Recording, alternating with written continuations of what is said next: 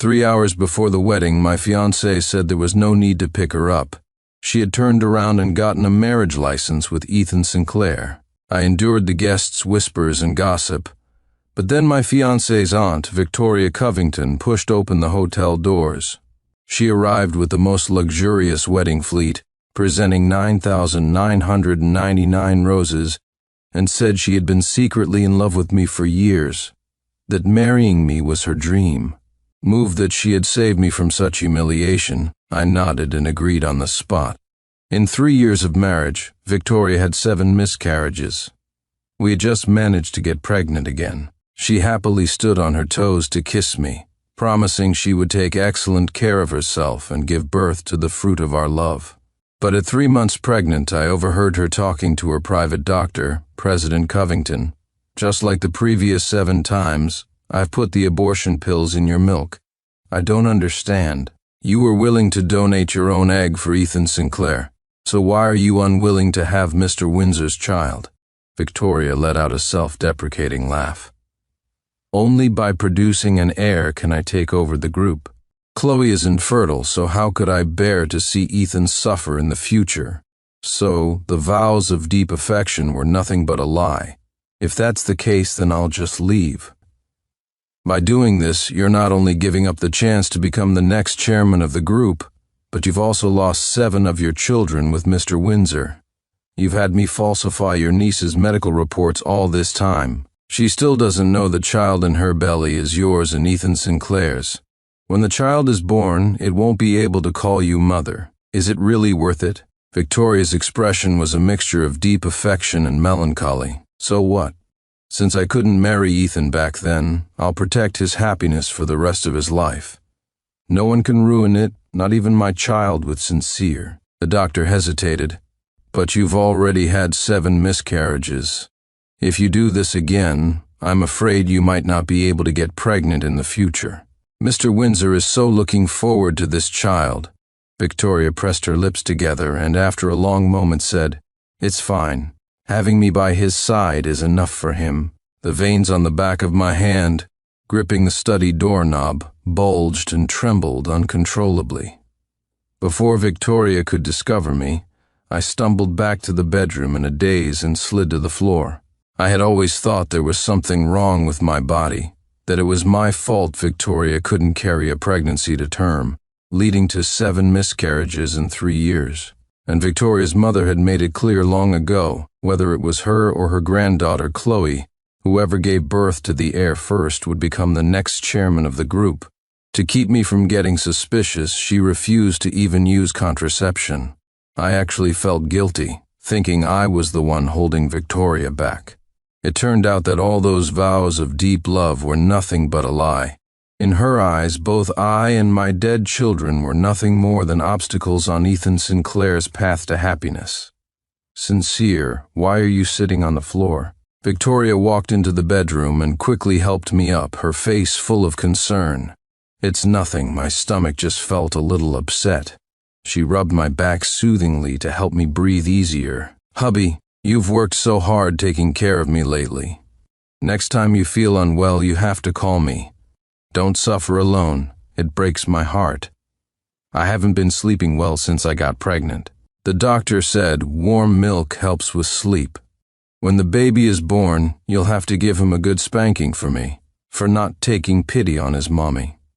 Looking at that glass of milk, a sharp pain flared in my chest. Would I really ever get to see my own child? It was the same before each of Victoria's previous miscarriages. She would obediently follow the doctor's advice, never missing a single prenatal nutritional meal or supplement that was good for the fetus. I thought she was as excited as I was for the baby's arrival, but I never imagined those were the very knives used to kill our children. Honey, you've never liked the taste of milk. Please don't drink it, okay? Victoria gave a helpless smile, but her tone was firm. Sincere, don't be difficult. The doctor said that the things you dislike the most are what your body is lacking. If I don't sleep well, the baby won't rest well either. Don't you love him the most? For you and for our baby, I have to drink it. She drank the milk in one gulp without the slightest hesitation, giving me no chance to stop her. Victoria, are you that afraid my child will stand in Ethan Sinclair's way, or is it that, in your heart, you only want to have children with him?" I closed my eyes in despair. In less than half an hour, the drug took effect. Victoria curled up on the bed, her body contorted in pain, her forehead beaded with sweat. The moment she called her private doctor, he walked through the door. It was obvious he had been waiting outside all along. Even though I had been through this 7 times, losing another child still felt like a knife twisting in my heart. In a daze, I heard the doctor say, "Mr. Windsor, President Covington is bleeding more from this miscarriage than any of the previous ones. I'm afraid her body is permanently damaged. She will likely never be able to conceive again." The blood in my veins turned to ice. My hands were cold. Victoria said nothing, just looked at me with red-rimmed eyes full of guilt. "Sincere, don't worry. Even if we don't have children, I will still love you. I'll take care of you for the rest of your life." The powerful president, who had been pampered since birth, ignored her own post-miscarriage state, took my hands and pressed them to her heart, trying to warm them with her own body. She refused to let go even as she slept.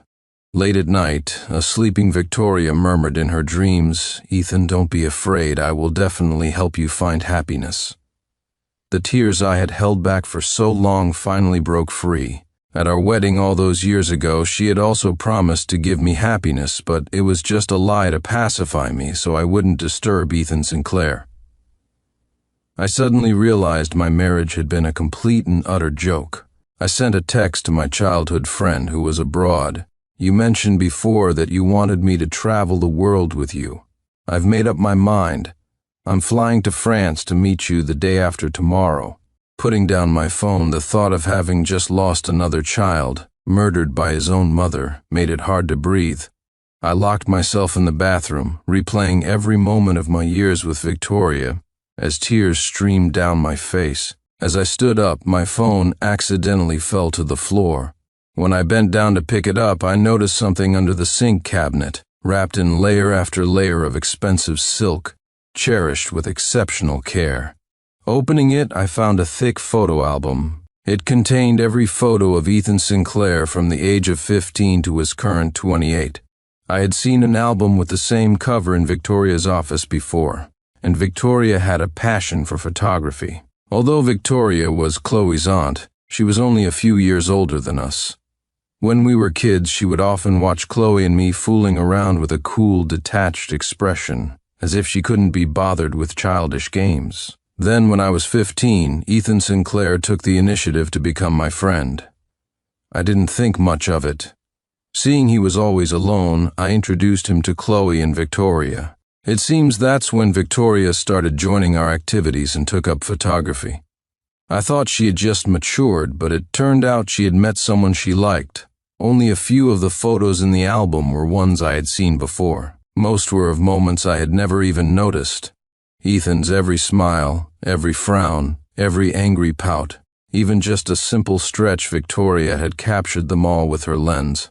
Ever since we got married, Victoria had never touched her camera again. Once, I asked her to take a picture of me, but she claimed the camera was lost and instead recommended a famous photographer. It wasn't lost, it was just that her lens was reserved only for the one she loved.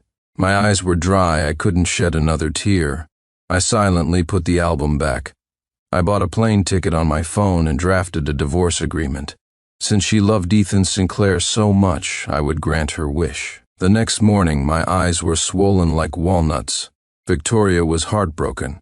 After personally making me a nutritious breakfast, she boiled an egg, carefully peeled it, and used it to reduce the swelling around my eyes. Her attentive and caring demeanor almost made me wonder if last night had been a dream. Seeing I hadn't taken a bite, she sighed. "Sincere, our baby is gone. I know you're sad, and I'm heartbroken too, but you have to take care of your body. Please eat something, don't make me worry, okay? Where is the baby's body? I want to see him. At 3 months, my child would have been formed, yet he never had the chance to come into this world." And the answer I got was the same as the previous 7 times. I've already had the baby properly buried. You're too emotional right now. I'm afraid you'll be too sad if you see him. Mom and Dad are devastated about the baby. Let's go back to the family estate for dinner tonight and see them." As soon as we entered the estate, I saw Ethan Sinclair clinging to my mother-in-law's arm, acting cute and coy. Seeing me, he raised an eyebrow in a show of triumph. "Sincere, you're here, long time no see. Have a seat. I heard Victoria had another miscarriage because your little swimmers are poor quality. You must have been up all night grieving. Don't wear yourself out." Ever since the wedding incident, Chloe, Ethan, and I had a complete falling out. I usually visited the estate when they weren't around. I didn't expect such a coincidence today. I remembered the picture he posted on his social media feed of Chloe's 6-month pregnant belly and thought of how it was Victoria's child, and a pang of pain shot through my heart. She had never allowed my child to live past 3 months in her womb. Upon seeing me, my mother-in-law's face instantly darkened. "You useless waste. How many times has this been? And you have the nerve to be tired. How did my daughter end up with a thing like you?" She was Victoria's biological mother, but Chloe's step-grandmother, only 50 years old this year. How could she not be furious, watching the chairmanship that should have belonged to her daughter being snatched away by Chloe? In the past, Victoria would have defended me, but now her eyes were only for Ethan, filled with longing and infatuation. She was deaf to anything else. "Grandma, don't be angry. Sincere just isn't fated to be a father. He didn't want to lose so many children either," Ethan cooed. My mother-in-law snorted. "He's a doomed star, only good for dragging my daughter down." Ethan feigned concern and was about to get up to pull me to a seat, but as he rose, his body swayed. Even though he steadied himself quickly, Victoria shoved me aside. Ignoring the presence of her parents, she placed her hand on Ethan's face and asked anxiously, "Ethan, are you okay?" Ethan shot me a provocative glance and said to Victoria in a whiny voice, "Vicky, I think I just twisted my ankle. It hurts so much." Without a second thought, Victoria wrapped her arm around his waist and helped him straight to a bedroom upstairs, not even sparing me a glance. My mother-in-law gave me a meaningful look, dripping with sarcasm. "Your own seed is useless, and you can't even keep your wife in check. If Chloe hadn't married Ethan first, do you think my daughter would have even looked at you? You still have the face to eat? Get upstairs. The sight of you ruins my appetite." I always knew my mother-in-law disliked me. She felt I was Chloe's cast-off, yet I had latched onto her daughter, bringing shame to Victoria. And because of Victoria's multiple miscarriages, she despised me even more. But because she was Victoria's mother, and I also believed my body was the problem, I felt guilty. Besides, Victoria would always say a few words in my defense, so I always endured it. But now Victoria was busy fussing over Ethan Sinclair. How could she possibly remember me? For a moment I wanted to blurt out the truth, but in the end I gave up. Since I had already decided to leave, why waste my breath? I walked upstairs without a word and found that Ethan's bedroom door wasn't fully closed. On a whim, I walked over. I saw Ethan, his clothes in disarray, pressing down on Victoria. "Vicky, you're still the one who cares for me the most. Chloe is infertile. If Sincere Windsor had a child first, she wouldn't be able to inherit the group. I can't imagine how much I would suffer." Victoria was breathing heavily, the corners of her eyes flushed with desire. "Is Chloe good to you? Does she bully you?" "No. Ever since our embryo was successfully implanted, she thinks she's really pregnant. She praises my masculinity every day. Can't wait to spoil me rotten. She's afraid of tiring me out, so she even washes my feet and is extra gentle with me in bed." Victoria's expression soured slightly. "As long as she's good to you, as long as you can be happy, I have no regrets. Vicky, you've helped me so much. I can't marry you, so the only thing I can do is give myself to you. Tonight, I'm all yours."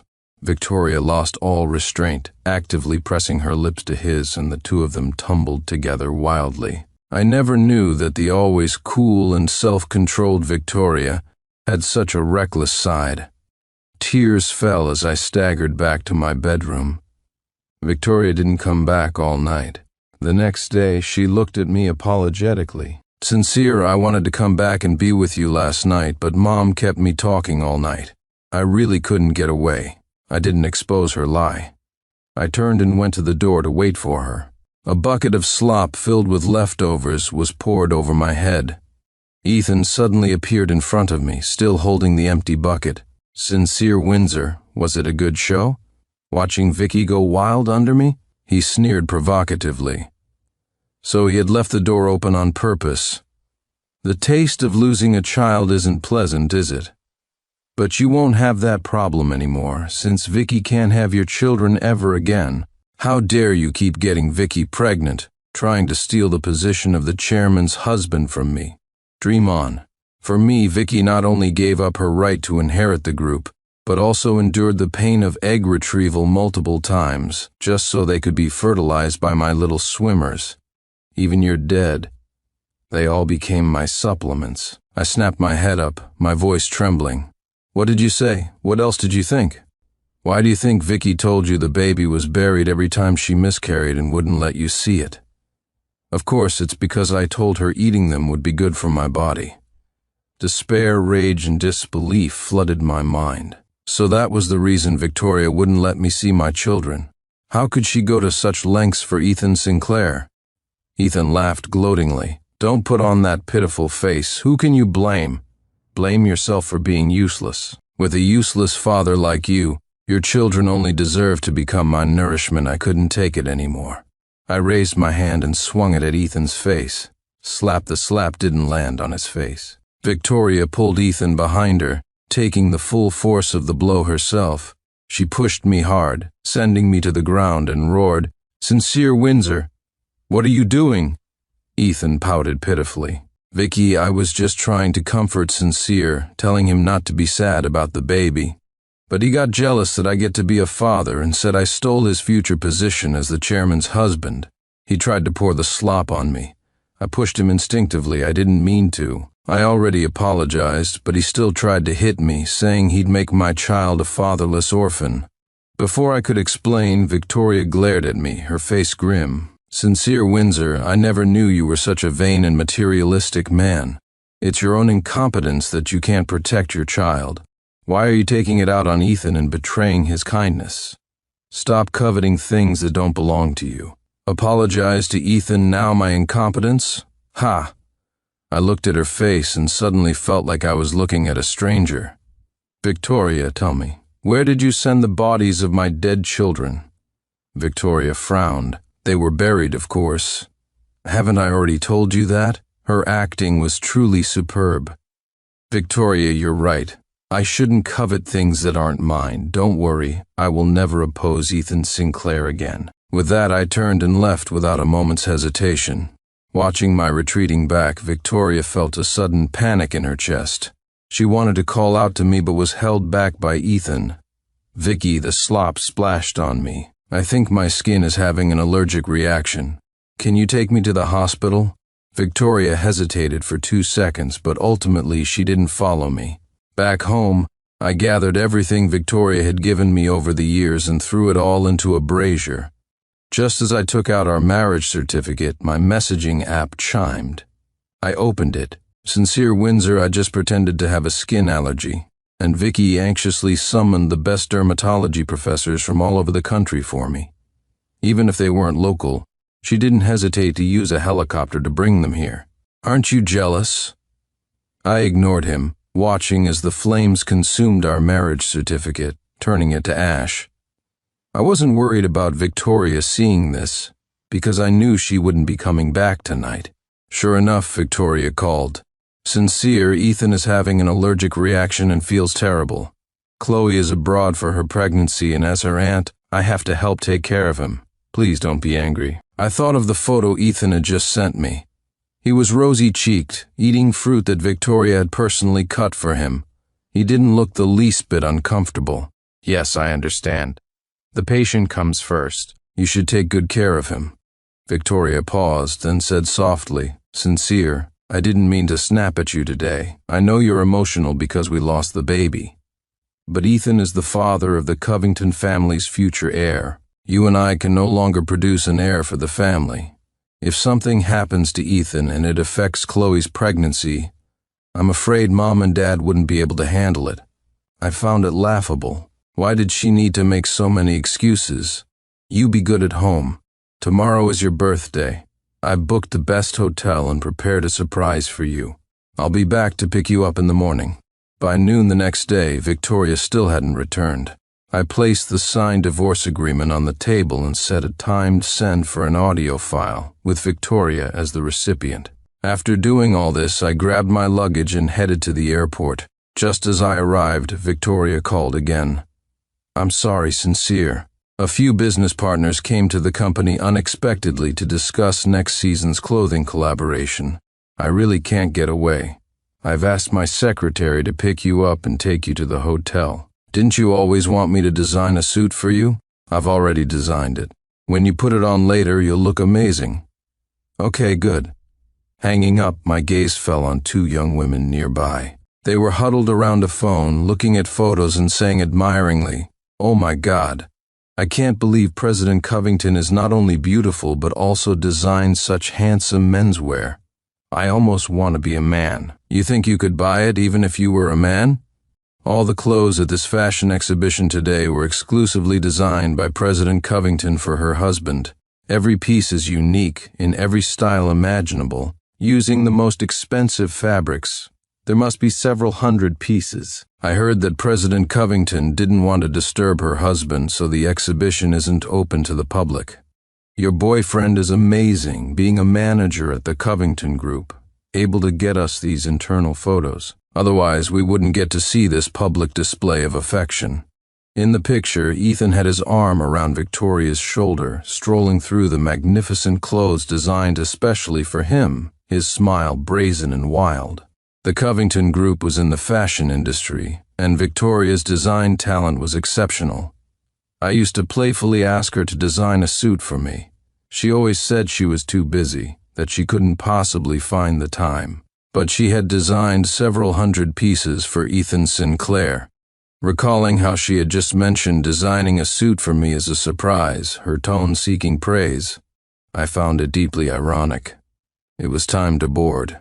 I turned off my phone and got on the flight to a foreign country. Victoria, after helping Ethan choose his clothes, went to the hotel for the birthday party. She imagined Sincere appearing in that suit, looking incredibly handsome. But she didn't see Sincere. Instead, her flustered secretary rushed in. "President Covington, it's terrible. Mr. Windsor is gone." Victoria looked at the suit she had sent with the secretary, which had been returned untouched. For a moment, she didn't understand what he meant. She frowned and said, "What do you mean, gone? Isn't he at home?" "I'm afraid it's not just that he's not at home." The secretary handed her the divorce agreement with a complicated expression. Victoria froze. Before she could speak, Ethan walked over, saw the divorce papers, and sneered. "Sincere Windsor is hilarious. He's a grown man still playing these breakup games. Does he think he's a teenager? Vicky, he's just mad that you defended me yesterday. He knows you threw this whole birthday party for him, so he's trying to play hard to get, to make you bow down to him. Sincere has been stringing women along like this since he was a kid. I know him too well. Honestly, he was the one who hit me first. How dare he throw a tantrum? He should think about all the effort you put into his party in designing a suit for him. So heartless. Don't worry, Vicky. Just ignore him. He'll come crawling back on his own soon enough. He's a man in his late 20s who can't even have kids. Who else would want him if he left you? He'd do anything to cling to you. That's how lickspittles are. You can't spoil them or they get cocky." But Victoria was silent, her eyes glued to the divorce agreement. In the space for the husband's name, the signature Sincere Windsor was written with such force it nearly tore through the paper. You could see the determination behind it. She knew Sincere. He would never joke about something like this. Not long after they were married, she became pregnant with their first child. She was on the couch with him, scrolling through videos. They saw a video of a guy who threatened his wife with divorce every time they argued, and the woman would immediately back down and apologize. Victoria despised such tactics. She hated being threatened. Sincere had looked at her seriously and said, "Victoria, now that I've married you, I will never say the word divorce lightly. But if I ever do, it means I am truly leaving you." At the time, her mind was consumed with getting rid of the baby because Ethan had come to her in tears, saying Chloe was infertile and he would suffer if he didn't become the chairman's husband. So she hadn't taken his words to heart. Thinking back now, a wave of panic washed over her. After Ethan finished speaking, the surrounding guests also shot mocking glances, not at her but at Sincere. Because of Victoria's multiple miscarriages, people in their circle secretly called Sincere the weak seed commander. Victoria had heard these rumors before and had always just shrugged them off with a smile. But now, those stares felt unbearable, and she began to feel annoyed with Ethan. Today was Sincere's birthday. Did he really need to talk about him like that in front of so many people? Others might not know why she had miscarried, but didn't he? Victoria's face hardened. "Ethan Sinclair, Sincere is your uncle by marriage. Is it appropriate for you to always address him by his first name?" Ethan was stunned and a little embarrassed. I'm just used to it. "Sincere is my friend, after all." "Is he? I've known Sincere longer than you have. He has never been a lickspittle to anyone, nor has he ever strung any woman along. Even when you stole Chloe from him, he never pestered either of you. Why would you say that about him? Is that what you call a friend?" Victoria looked around. "Today's party is cancelled. I'm going to find my husband. Please, help yourselves." Ethan quickly grabbed her, trying his old trick. "Vicky, I don't feel well. Please don't go." But this time, Victoria, who had always given him whatever he wanted, wasn't buying it. She had always believed Ethan was a beautiful, fragile moonlight that she needed to protect. But the words he had just spoken had shattered that image in her mind. Victoria pulled her hand away, her voice cool. "If you don't feel well, go see a doctor. Chloe should be back from abroad today anyway. You should have your wife with you. I am, after all, your aunt. I've done everything I can for you. From now on, you and Chloe will have to walk your own path. This is where it ends between us. I'm going to find Sincere now. And one more thing, I don't want to hear those kinds of words ever again. Don't take advantage of Sincere and then slander him. You'd better watch yourself." With that, she left without looking back. As soon as she got home, her private doctor called her. "President Covington, wasn't the fashion exhibition you held for Ethan Sinclair supposed to be private?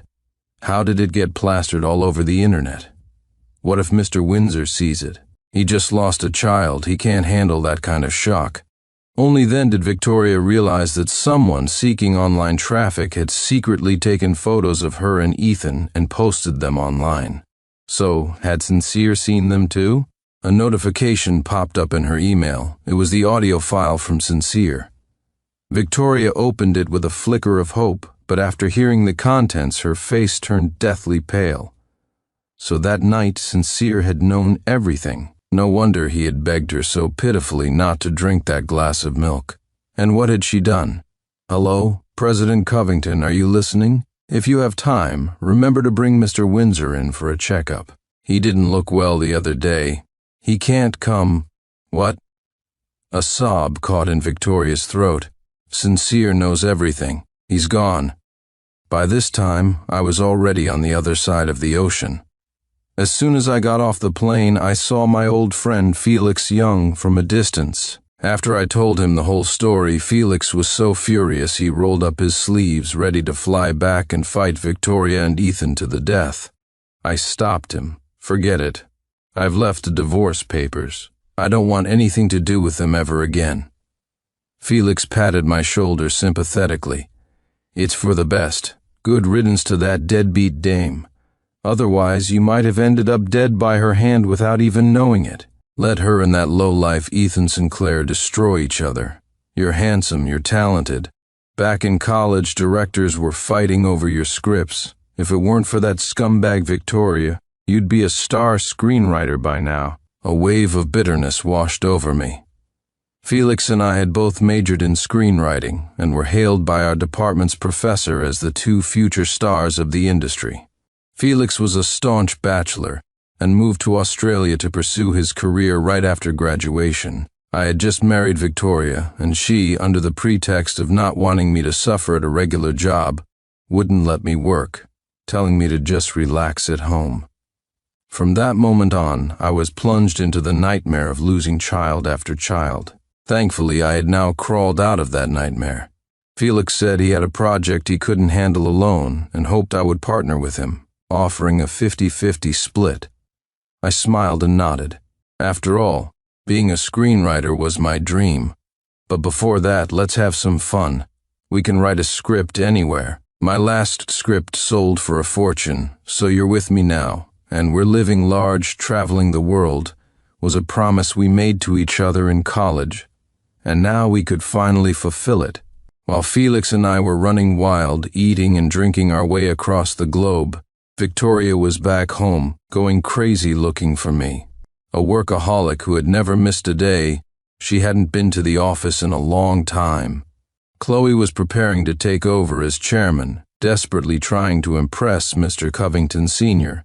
Unfortunately, some projects were Victoria's responsibility, and only she knew the details.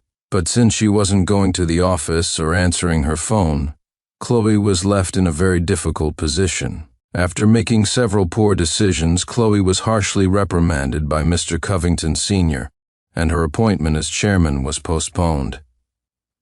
Ethan went to find Victoria, hoping she would go back to the office and help out. After all, he didn't want to see his prize slip through his fingers. Vicky, still no sign of Sincere Windsor. He's really something else. There's a limit to throwing tantrums. Because of him alone, the company is in chaos, and you're so exhausted. Shut up, I can't be bothered with you, and you have the nerve to push your luck with me? The company is in chaos because Chloe is incompetent. What does that have to do with Sincere? Victoria roared. She had never yelled at Ethan, let alone cursed. Startled, Ethan's lip quivered, his eyes welling up with tears. Vicky, I was just worried about you. Why are you yelling at me? You're scaring me. Victoria laughed coldly, then suddenly grabbed his neck, her smile terrifying. Ethan Sinclair, what are you still pretending for? You're scared? You dared to eat Sincere's flesh and blood as a supplement, and you're telling me you're scared? What supplement? Vicky, I don't know what you're talking about. Ethan's expression was frantic. Victoria had expected this. She pulled up the security footage from the front gate of the estate from that day. Ethan had been so arrogant and fearless that he had forgotten about the cameras. All these years you pretended to be weak in front of me. You acted so concerned for Sincere to my face, but behind my back, you bullied him like this. If it weren't for what you said at the birthday party, I still wouldn't have realized how two-faced you are. Because of your hypocrisy, I killed my children with Sincere, one after another, and now I can't have any more. I deserve to die, I accept that. But you dared to bribe someone close to me to take those children, and you even provoked Sincere on purpose. He was no longer a threat to you, so why couldn't you just leave him alone? With the truth exposed, Ethan was speechless and could only beg for mercy. Vicky, I had my reasons. The spiritual master I consulted said that only by eating those would my swimmers become strong. I was afraid our embryo would be too fragile. I was forced to do it, I really was. Enough all you think about is your status, your position as the chairman's husband. But have you ever thought about Sincere? Why did you tell him that I was the one who gave you the children? You just wanted to force him to leave me so that I would be your devoted lickspittle, didn't you? Didn't you mock Sincere for being a waste, for wanting to be the chairman's husband? Ethan Sinclair, I will make you know what it feels like to lose what you value most. Victoria clapped her hands and several menacing men in white coats walked in. Fear filled Ethan's eyes. What are you doing? I'm your niece's husband, the future chairman's husband. You can't touch me. Victoria smiled like a demon from hell. The chairman's husband? You drove Sincere away and you still think you can have that position? Take that filthy thing out of him. No anesthesia. Then watch him eat it raw. The men dragged Ethan away. A short while later, his screams echoed throughout the villa. While traveling in Iceland, Felix and I fell in love with the aurora borealis. It was a beauty so stunning that even the most skilled photographer couldn't capture a tenth of its breathtaking splendor. We decided to settle here for a while and start writing our script. Besides writing, I also took up sea fishing and would often sell my catch at the harbor. One day, Felix and I were haggling with a stingy old man over a fish. Suddenly, a familiar voice cut in, "I'll buy all of this seafood." And just like that, Victoria appeared before me. She stared at me with a look of obsession and longing, finally speaking softly, as if afraid of shattering a dream. "Sincere, I finally found you." Before I could say anything, Felix turned into a fighter jet, shielding me behind him and cursing at Victoria. "You scum, you still have the nerve to look for Sincere? Isn't he miserable enough because of you? Get lost, we'd rather feed our stuff to the dogs than sell it to you." Victoria, a person who cared so much about her pride, didn't talk back despite being thoroughly berated.